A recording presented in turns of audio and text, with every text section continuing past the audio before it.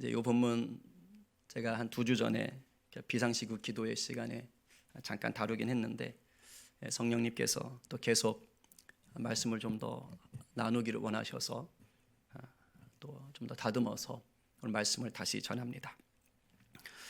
전문가가 뭘까요? 전문가는요, 비전문가들이 보지 못하는 것을 보는 사람입니다. 오래전 영화인데 해운대라는 영화 보셨습니까? 박중훈 씨가 나왔었지요. 쓰나미가 일어나서 그 해운대를 덮어버린다라는 내용입니다. 그 영화 속에 보면 이런 장면이 있습니다. 지진 전문가 김휘 박사 역을 맡은 이제 박중훈 씨가 이제 지질 자료를 딱 보고 야, 큰일 났다 하면서 부산 재해대책 본부에 찾아갑니다. 그러면서 곧 거대한 쓰나미가 닥쳐옵니다. 그러니까 빨리 대책을 세워야 됩니다. 이게 시급합니다 라고 얘기를 해요. 그런데 재해대책 당국자들은 무슨 말이냐, 이제껏 그랬던 적이 없었다, 무슨 거대한 쓰나미가 온다는 거냐 라고 하면서 그렇게 대수롭게 듣지를 않습니다. 그냥 흘려버려요. 어떻게 됐을까요? 결국은 거대한 쓰나미가 덮치고 그 앞에서 속수무책으로 이제 어려움을 겪게 됩니다. 최고의 전문가 말을 듣지 않았기 때문에 어려움을 더 겪었던 것이죠. 전문가는요, 아주 작은 차이에도 비전문가가 보지 못하는 엄청난 결과를 볼 수 있습니다. 제가 약간 좀 부끄러운 고백인데요, 교회 정비와 관련해서도 이런 일이 있었습니다. 이제 보시다시피 이제 교회 정비가 거의 다 끝났습니다. 정말 감사하지요. 근데 처음에 교회 정비를 시작할 때 제가 생각하던 그 예산선이 있었습니다. 뭐 이 정도면 이제 뭐 다 정비에 들겠다.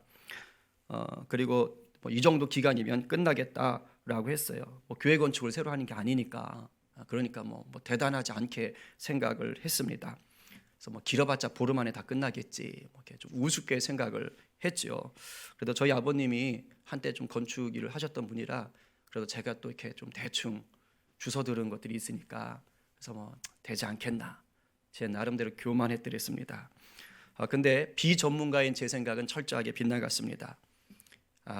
이 일에 종사하시는 각계 전문가들의 의견은 사뭇 저와 달랐습니다. 뭐 판넬, 전기, 목공 뭐 이런 분들 오셔서 일을 하셨는데 이구동성으로 저를 핀잔하셨습니다. 굉장히 큰 공사군요. 하루 이틀 일이 아니군요. 그래서 저를 이렇게 좀 사랑스럽게 말씀하셨지만 이 멍충아 이런 거였습니다. 이게 모르냐, 이런 거였어요. 그분들과 제가 겉으로 본 것은 똑같았습니다. 그러나 일의 정도, 비용의 정도를 따지는 눈은 전혀 달랐습니다. 결국엔 안타깝게도 제 생각보다 훨씬 많은 공사비가 들어갔고 훨씬 긴 공사 기간이 걸려버렸습니다. 이 비전문가인 제게는 상황을 정확하게 볼 수 있는 그 디테일한 눈이, 결정적인 눈이 없었던 것입니다. 오늘 본문 속에도 대반전을 담은 아주 비슷한 풍경이 펼쳐지고 있습니다. 지금 이곳은 이스라엘 북쪽 지역인 갈릴리 지방이에요. 예수님이 이곳에서 이제 말씀을 가르칠 경우가 많았는데 이제 그럴 때 종종 어딜 이용하셨느냐, 바닷가를 이용하셨습니다. 이제 사람들이 바닷가로 모여들어요. 그러면 사람들은 바닷가에 있고 예수님은 그 바닷가에 정박해 있던 작은 배 위에 올라가시는 거예요. 거기가 강단이시죠. 그래서 바다에서 예수님이 바닷가에 앉은 무리들을 향해서 말씀을 전하셨더랬습니다. 오늘 본문도 조금 전까지, 이 사건이 일어나기 조금 전까지 예수님이 똑같은 상황에서 그 바닷가에서 배 위에서 사람들에게 하나님 나라의 비밀을 비유로 가르치셨어요. 그 바로 4장 내용이 다 그렇습니다. 이제 그러다가 해가 저물기 시작한 거예요.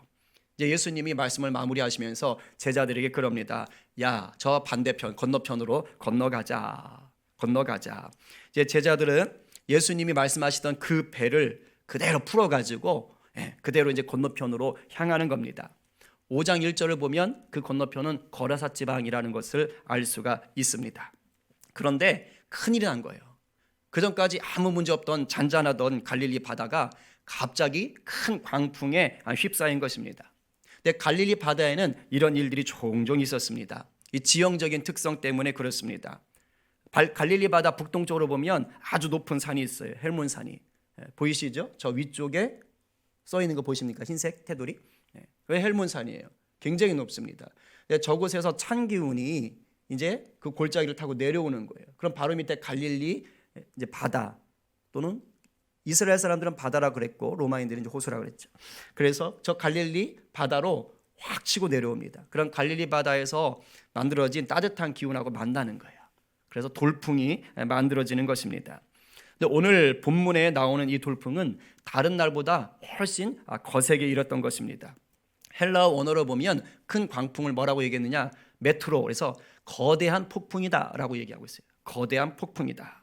그래서 거센 바람으로 인해서 막 파도가 높이 일기 시작하는 거예요. 그리고 배에 물이 차들어와서 배에 지금 물이 가득 찼다라고 성경이 말합니다. 이 말이 무슨 뜻이냐? 배가 뒤집히거나 가라앉게 생겼다 이 말이에요.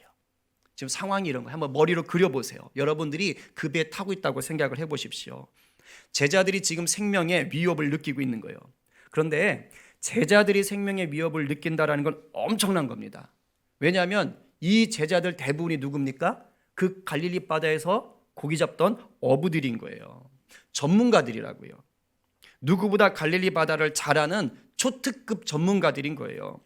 그러니까 어부가 아닌 비전문가인 우리가 느끼는 위협과는 차원이 다른 위협인 겁니다. 그런 전문가가 위협을 느낄 정도니까 아마 이 제자들이 예수님의 제자가 되기 전까지 갈릴리 바다에서 고기를 낚을 때 얼마나 많은 돌풍을 만났겠습니까? 수많은 돌풍들을 헤쳤겠지요. 그래서 어느 정도 돌풍에서는 이겨나가는 방법들도 다 알고 있었을 거예요. 하지만 때로는 정말 거대한 돌풍, 그 돌풍을 만나서 자기 동료들이 집으로 돌아오지 못하고 죽어버렸던 그런 것들도 몇 차례 경험했을 것입니다. 그러니까 이 어부 출신의 제자들은 무엇을 알고 있습니까? 돌풍이 어느 정도면 죽음을 각오해야 되겠구나, 이런 걸 아는 거예요. 근데 지금이 그런 겁니다. 오늘 본문이 그런 거예요. 이 정도 광풍에서는 살아날 확률이 없구나, 이제 곧 죽게 생겼구나. 지금 그런 위기입니다. 전문가들이 위기를 느끼는 거예요. 그런데 이런 극단적인 위기 상황에서 전혀 어울리지 않는 하나의 풍경이 그 자리에 하나 딱 들어와 있습니다. 유일하게 단 한 사람만이 천하태평인 거예요. 이 엄청난 태풍 속에서도 배 뒤쪽, 백고물이라고 써 있죠? 배 뒤쪽에서 쿨쿨 주무시고 계십니다. 누굽니까? 예수님이신 거예요. 근데 예수님 직업이 뭐지요? 목수세요. 목수. 제가 그 생각을 했어요. 이게 설마 목수이셔서 그래서 이 갈릴리 광풍에 대한 지식이 없어서 철이 없으셨나? 그래서 뭐 어떻게 되겠지 하고 주무셨을까? 그래서 그랬을까? 순간 이 생각이 막 드는 겁니다. 근데 그러면서도 그런 생각이 들었어요. 아무래도 그렇지, 어떻게 이런 상황에 잠이 오시나? 일단 배가 마구 흔들릴 거 아니에요. 막 물이 차 있잖아요. 막 차가울 거 아니에요. 근데 그 상황에서 그냥 쿨쿨 주무시는 거예요. 이걸 보는 제자들이 기가 차고 혀가 찬 겁니다. 야, 진짜 해도 해도 너무하시네. 해도 해도 너무하셔. 이런 생각이 드는 거예요. 야, 우리가 진짜 배도 버리고 그물도 버리고 가족도 버리고 모든 것을 버리고 예수님을 따라 나섰는데, 그런데 이 주님이 다 죽게 된 우리의 이 위기 상황을 몰라보시는구나. 완전 이런 마음이 드는 것입니다. 너무 다급해가지고 그 갈릴리 바다의 전문가들이라는 그 어부 출신의 제자들이 예수님을 막 깨우는 겁니다. 다급하게 깨우는 거예요. 마치 따지듯이 깨우면서 애원하는 겁니다. 우리가 죽게 된 것을 돌보지 않습니까? 이게 말이 이렇게 써 있죠. 얼마나 지금 이 상황이 느껴지세요? 뭡니까 주님? 우리 다 죽게 생겼는데 그렇게 주무실 수 있어요? 이러면서 좀 따져드는 거 아닙니까? 어부 출신 제자들이 이렇게 말할 정도면 정말 죽을 것 같은 위기인 거예요. 근데 예수님이 일어나셔서 그래, 미안하다 이게 아니에요. 전혀 당황하지 않으십니다. 두려워하지 않으세요. 그러더니 깜짝 놀랄 만한 말씀을 하시는 거예요. 그것도 제자들이 아니라 그 광풍을 향해서. 이 놀라운 장면을 한번 우리 목소리로 한번 같이 읽어보겠습니다. 39절 말씀 다 함께 읽겠습니다. 시작. 예수께서 깨어 바람을 꾸짖으시며 바다더러 이르시되 잠잠하라 고요하라 하시니 바람이 그치고 아주 잔잔하여지더라. 제가 막 이 장면을 생각하면 너무 통쾌한 거 있죠. 뭐 말을 길게도 안 하세요. 딱 두 마디로 끝납니다. 잠잠하라 고요하라. 잠잠하라 고요하라. 그러자 뭐 이게 서서히 줄어드는 것도 아니에요. 막 방금 전까지 요동을 치고 그 주위에 있던 배들까지 다 집어삼킬 것 같던 풍랑이 온데간데 없어져 버렸어요. 온데간데 없어졌어요. 바람이 그치고 물결이 잔잔한데 성경은 뭐라고 적어요? 아주 잔잔했다. 아주 잔잔했다. 이 말이 뭘까요? 평상시 자연적인 상태의 갈릴리 바다의 수면과 같지 않았다는 뜻이에요. 평상시보다 더 잔잔했다는 뜻이에요. 달리 말하면 예수 그리스도의 명령에 완전히 순종해 버렸다. 이걸 지금 강조하기 위해서 아주 잔잔했더라라고 얘기하는 겁니다. 자, 이제 묻겠습니다. 이쯤 되면 예수님이 비전문가입니까? 전문가입니까? 전문가시오. 역시 돌 전문가시라 뭔가 중요한 것을 아시는 것 같아요. 여러분, 갈릴리 호수만 놓고 보면 어부인 제자들이 전문가예요. 그 호수의 큰 광풍을 보면서 죽음을 감지한 그 제자들이 전문가라고요. 이것만 놓고 보면 예수님은 비전문가예요. 그러나 제자들은 갈릴리 호수만 알았어요. 그 이상은 알지 못했습니다. 즉 예수님이 어떤 분이신지를 정확하게 알지 못했습니다. 예수님이 누구십니까? 창조주시지요. 신이 인간이 되신 분이시지요. 우리의 영혼을 책임지는 분이시지요. 하늘과 땅 자연 만물을 다스리는 분이시지요. 달리 말하면 뭘까요? 모든 만물의 최고의 전문가가 예수님이십니다. 아멘이세요? 아멘이지요. 모든 만물의 최고의 전문가 예수님. 그러니까 이런 분에게 갈릴리 호수의 돌풍 정도는 이건 껌딱지도 안 되는 거예요. 아무 문제도 아닌 거예요. 그걸 몰랐던 것이죠. 진짜 전문가에게는 문제에 대한 답이 있어요. 남들이 해결할 수 없을 때 진짜 전문가는요, 해결자가 되는 거예요. 그분이 바로 우리 예수님인 줄 믿으시기 바랍니다. 어부 출신 제자들도 전문가였지요.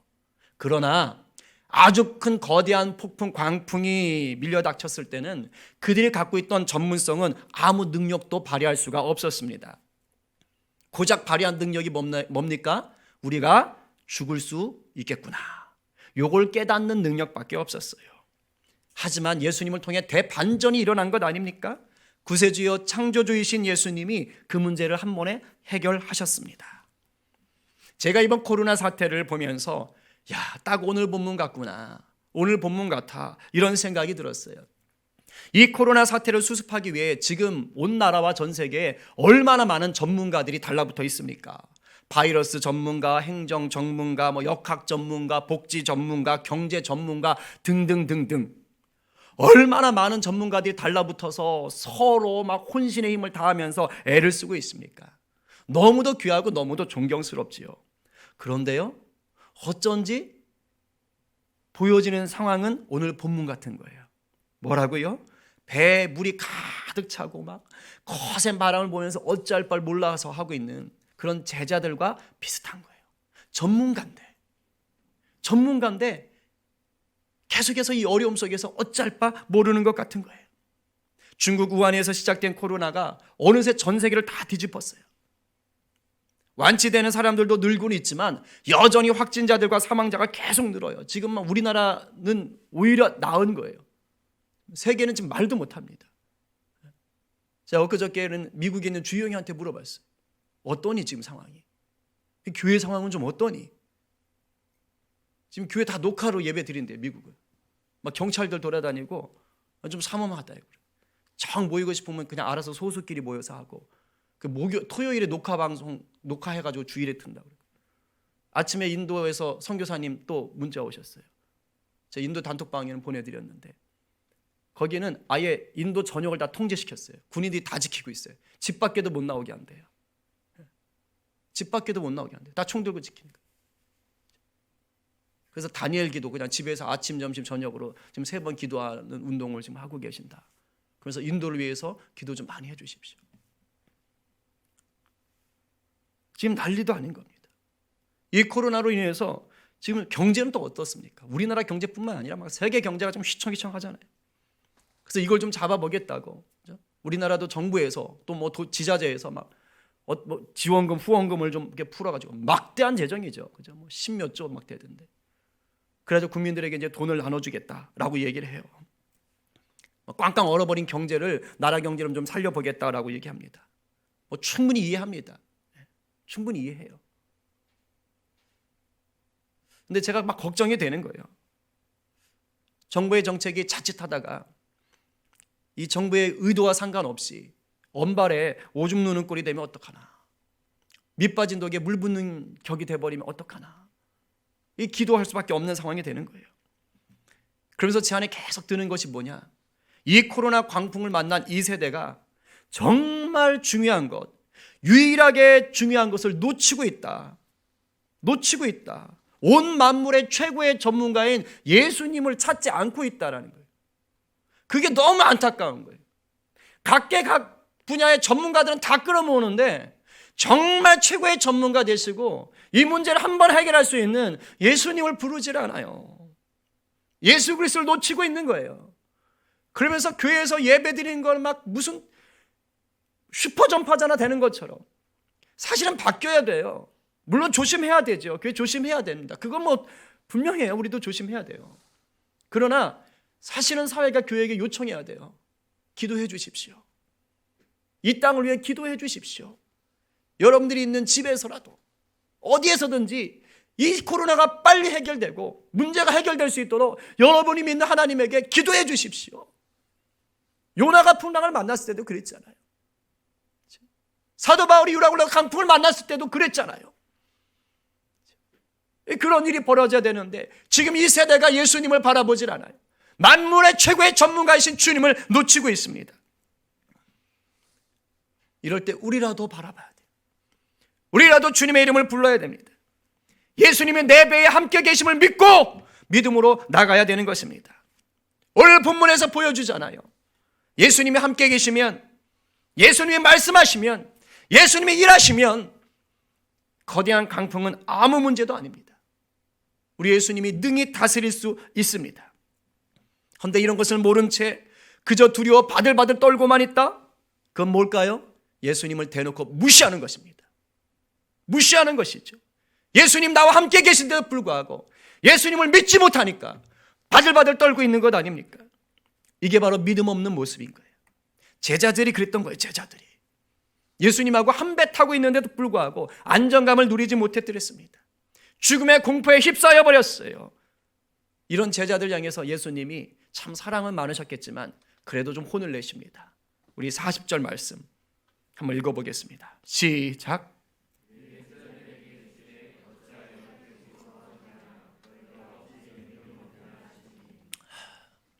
우리의 모습은 아닌지.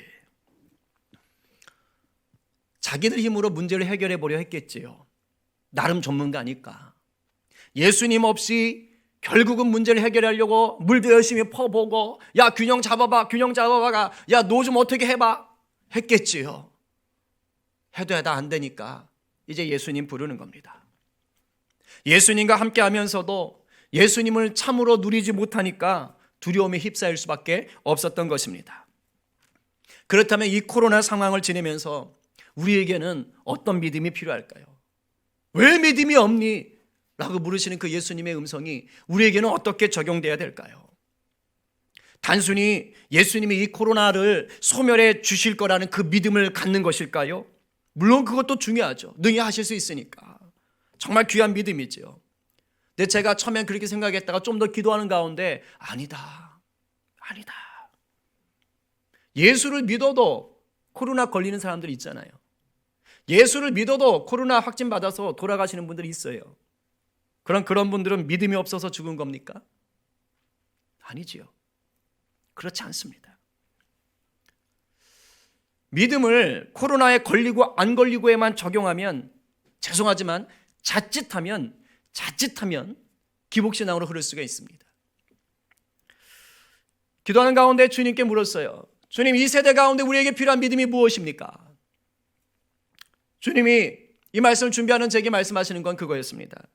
이 세대에게 가장 중요한 믿음은 이 코로나 상황 속에서도 예수님이 창조주로 일하시며 선한 역사를 이루신다. 바로 이 절대 신뢰, 절대 믿음이 필요하다는 거예요. 절대 신뢰, 절대 믿음. 그리고 이 믿음이 있을 때 우리가 어떤 상황에도 담대함과 평강을 누릴 수 있습니다. 지난 주중에 어느 집사님 한 분이 그 이탈리아 목사님이 쓰신 이탈리아 의사가 쓴 편지죠. 지금 코로나 상황을 겪고 있는 이탈리아 한 의사가 쓴 편지 고백을 보내주셨어요. 영어로 된 거를 이제 우리말로 번역해서 이렇게 돌아다닌 것 같아요. 아마 여러분들 중에도 보신 분이 있을 것입니다. 제가 그걸 보면서 참 은혜를 받았습니다. 예수님과 함께 한다는 것이 무엇이며 예수님과 함께 할 때 예수님을 절대적으로 신뢰한 자가 누리는 복이 무엇인가를 이 편지를 보면서 알게 됐어요. 내용을 좀 적당히 간추려서 제가 읽어드리겠습니다. 조금 길지만 귀 기울여 들어보시기 바랍니다. 이탈리아 의사의 고백. 가장 어두운 악몽 속에서 나는 이탈리아에서 일어나고 있는 일을 지난 3주간 우리 병원에서 보고 경험하게 되리라고 상상하지 못했습니다. 지금 이탈리아가 엄청난 상황인 건 아시죠? 예. 처음에는 몇 명의 환자가 왔고 다음에는 수십 명이, 다음에는 수백 명이 왔습니다. 지금 우리는 더 이상 의사가 아니라 누구는 살고 누구는 집으로 보내져 죽어야 할지를 결정하는 분류자에 불과합니다. 2주 전까지만 해도 나와 나의 동료들은 무신론자였습니다. 우리는 의사이기 때문에 그것은 자연스러운 일이었습니다. 우리는 과학이 하나님의 존재를 배제한다고 배웠습니다. 나는 나의 부모님들이 교회에 가는 것을 비웃었습니다. 9일 전에 75세 된 한 목회자분이 병원에 입원했습니다. 그는 호흡하는데 심각한 어려움을 가지고 있었습니다. 코로나 환자인 거죠. 그런데도 그는 성경을 가지고 있었고 죽어가는 환자들의 손을 붙잡고 그 성경을 그들에게 읽어주었습니다. 그 모습은 우리에게 감명을 주었습니다. 우리에게 시간이 있을 때 우리는 그 목회자분의 말씀을 들었습니다. 바뀌기 시작한 겁니다. 우리는 우리의 한계에 도달했습니다. 우리는 더 이상 아무것도 할 수 없습니다. 사람들이 매일 죽어가고 있습니다. 우리는 기진맥진했습니다. 우리 동료 중 의사를 얘기하는 것입니다. 우리 동료 중 2명이 죽었고 다른 동료들은 감염이 되었습니다. 우리는 하나님께 도와달라고 기도하기 시작해야 한다는 것을 깨달았습니다. 바뀌는 겁니다. 비록 우리는 언젠가 격렬한 불신자들이었지만 우리는 이제 매일 평안을 구하고 있으며 주님께 우리가 병자들을 돕는 일을 계속할 수 있도록 도와달라고 기도합니다.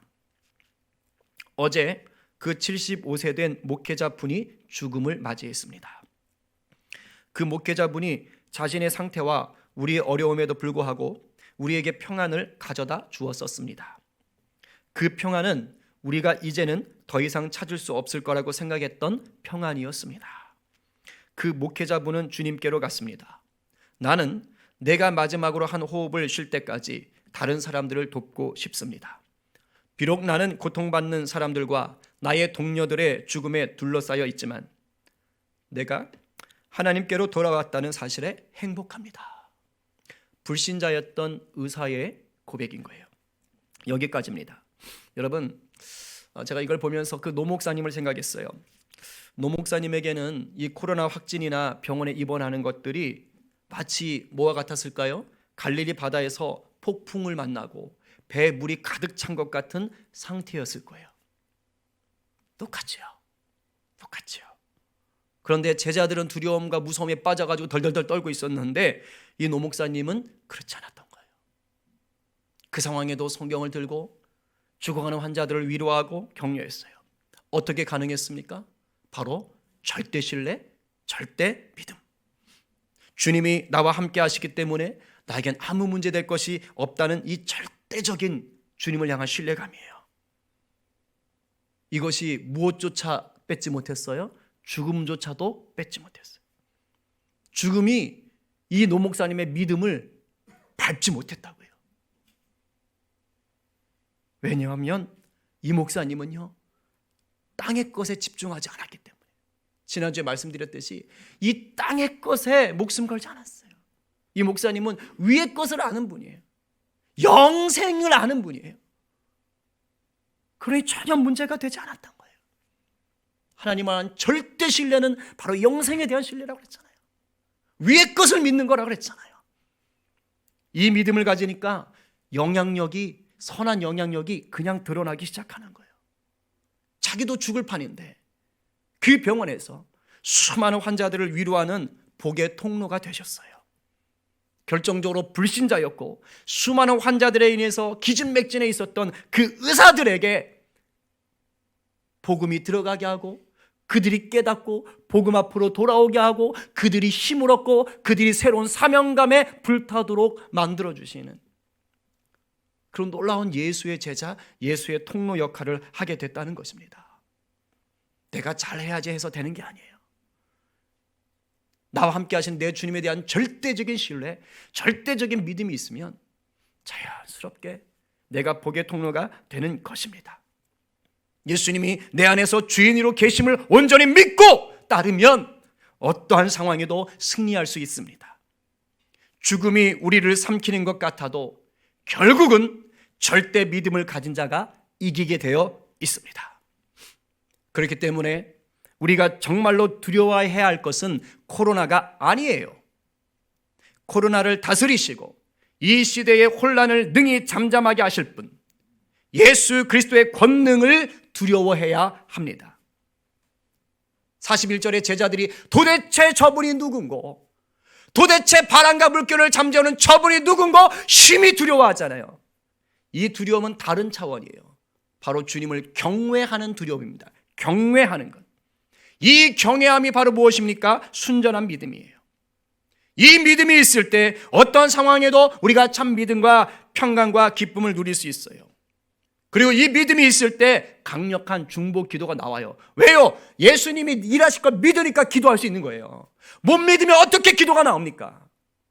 믿거든요. 그분께 기도하면 된다는 걸 믿거든요. 그러니까 기도할 수밖에 없는 것입니다. 정리합니다. 코로나 광풍을 만난 지금 우리는 무엇을 두려워하고 있습니까? 여러분, 코로나입니까? 아니면 내 주님이십니까? 코로나를 두려워하면 우리 안에 잠잠함도 고요함도 찾아오지 않습니다. 그러나 만물의 주인 되신 내 주님을 경외하시면, 두려워하시면 우리 안에 잠잠함과 고요함이 충만히 깃들게 됩니다. 이 코로나 광풍을 잠재울 수 있는 분은 이 땅의 전문가들이 아니라 우리 주님이십니다. 주님만을 전적으로 신뢰하십시다. 경외하십시다. 그리고 참 평안을 누리십시다. 그리고 그 평안을 가지고 이 세대를 향하여 간절히 기도합시다. 기도합시다. 주님이 선하게 일하십니다. 반드시 역사하십니다. 찬양하고 기도하겠습니다.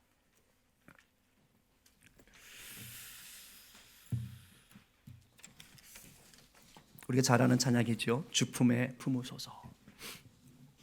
우리 찬양하면서 저는 믿어요. 여러분들이 주님과 함께 한다는 것. 근데 여러분과 함께하는 그 주님에 대한 신뢰도는 어느 정도입니까?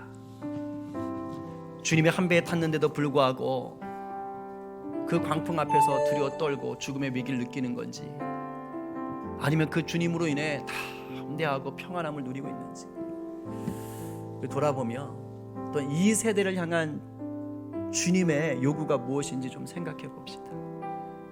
찬양합시다. 주품에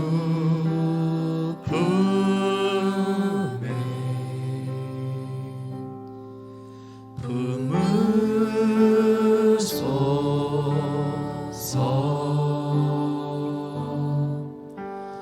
능력에